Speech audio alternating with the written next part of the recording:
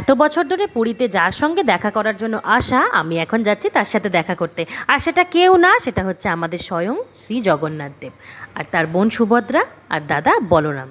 তো আমি এসে গেছি পুরীর মন্দিরের সামনে। এখানে টোটো করেই এসেছি, স্বর্গদ্বার থেকে ডাইরেক্ট একটা টোটো করে নিয়েছিলাম। আর এসেই দেখলাম এখানেও প্রচুর পজিটিভ চেঞ্জেস হয়েছে। মানে আমি তো প্রথমটা চিনতেই পারিনি। মন্দির প্রাঙ্গণে অনেক পাবলিক টয়লেটস হয়েছে, ফিমেল আর মেল আলাদা। তারপরে চেঞ্জিং রুমস হয়েছে দর্শনার্থীদের জন্য, যারা ট্যুরিস্ট আছে তাদের সবার জন্য খুব সুবিধা হবে। আর এইখানে একটা ছোট্ট মতো গার্ডেনও হয়েছিল, অনেক বসার জায়গা হয়েছিল, যারা অপেক্ষারত মন্দিরে ঢুকবে তাদের একটা অপেক্ষা করার জায়গা হয়েছে। আর আমি দেখলাম এবারে কনজেশনটাও কম, খুব সুন্দরভাবে ভিড়ও সামলানো হচ্ছিল। তো মন্দিরের ভেতরটা তো দেখাতে পারবো না অবশ্যই, তাই জন্য আমি আবার তোমাদের সাথে শেয়ার করছি। এটা হচ্ছে মন্দিরের বাইরেটা। তো এখানে অনেক খাজার দোকান আছে, তো তোমরা এখান থেকে খাজা কিনে নিতে পারবে খুব ভালোভাবে। আর এখানে আমি একটা দোকানে দাঁড়িয়েছিলাম শাক কেনার জন্য, সাকসেসফুলি সেটাও কেনা হয়েছে।